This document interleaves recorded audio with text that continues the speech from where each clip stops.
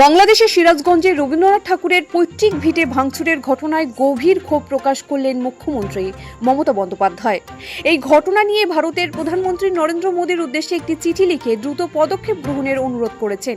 চিঠিতে মুখ্যমন্ত্রী লিখেছেন, এই পৈতৃক ভিটেটি শুধুমাত্র একটি বাড়ি নয়, বরং উপমহাদেশের সৃষ্টিশীলতার এক বিরাট কেন্দ্র।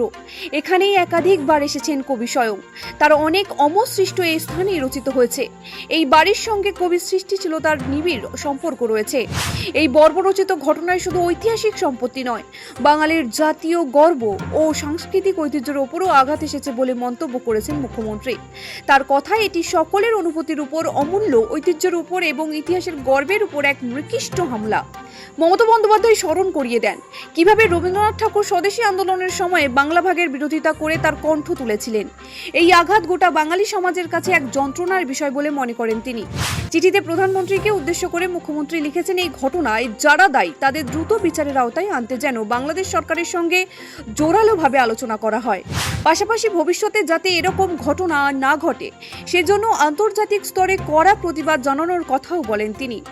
মুখ্যমন্ত্রীর কথায় যদিও ইতিমধ্যে অপূরণীয় ক্ষতি হয়ে গিয়েছে, তবুও কঠোর আন্তর্জাতিক প্রতিবাদ অন্তত ভবিষ্যতে এরকম বর্বরোচিত হামলা রোধ করতে সহায়ক হবে। বাংলাদেশের সিরাজগঞ্জে শাহজাদপুরে রবীন্দ্র স্মৃতি বিজড়িত কাছারি বাড়িটিতে অনির্দিষ্টকালের জন্য দর্শনার্থীদের প্রবেশ বন্ধ করে দিয়েছে বাংলাদেশ প্রশাসন।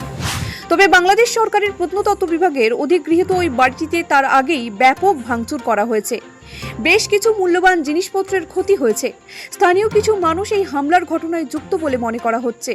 সিরাজগঞ্জের শাহজাদপুর উপজেলার একটি উল্লেখযোগ্য পর্যটন স্থান হল রবীন্দ্রনাথের পরিবারের কাছারি বাড়ি। ইন্দো ইউরোপীয় স্থাপত্য শৈলীতে নির্মিত দোতলা বাড়িটি দেখতে প্রতিদিন বহু মানুষ হাজির হন। মঙ্গলবার একটি পরিবারের সঙ্গে বাড়িটি দেখভালের দায়িত্বে থাকা সরকারি কর্মচারীদের বচসা থেকে হাতাহাতি, মারামারি হয়। আক্রান্ত দর্শনার্থীর পরিবার পরে দলবল নিয়ে এসে হামলা ভাঙচুর করে। বাড়িটি বর্তমানে রবীন্দ্র জাদুঘর হিসেবে পরিচিত। রবীন্দ্রনাথ ঠাকুরের পিতামহ প্রিন্স দ্বারকানাথ ঠাকুর শাহজাদপুরের জমিদারি কিনে নিলে কাছারি বাড়িটি ঠাকুর পরিবারের হস্তগত হয়। রবীন্দ্রনাথ বছরে এক দুবার সেখানে যেতেন। 1969 সালে প্রত্নতত্ত্ব অধিদপ্তরের বাড়িটিকে সংরক্ষিত পুরকীর্তি বলে ঘোষণা করে।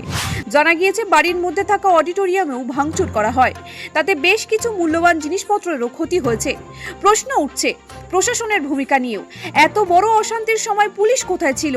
কেন সঙ্গে সঙ্গে কোনো পদক্ষেপ করা হয়নি? সেদেশের পুরাতত্ত্ব বিভাগ অবশ্যই সিরাজগঞ্জের এই বাড়ি ভাঙচুরের বিষয়টি গুরুত্ব দিয়ে দেখছে।